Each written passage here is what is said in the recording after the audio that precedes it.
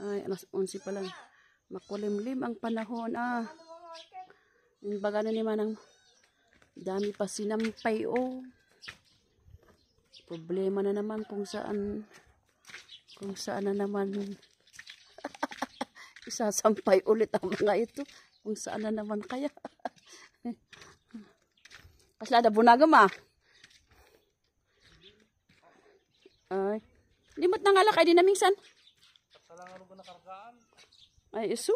Ang hirap ng gasol ngayon. Tingnan mo, makulimlim Ganito, sa irisan. Makulimlim. Alas 11 pa lang. Kanina, ang init-init. Kaya nakakasakit sa ulo. Yon. Lalo na pag mag-zero visibility ba? Pag sabi nila yan, kawawa ang sasakyan ba? Yung kahit na gagamitin ang ilaw, wala.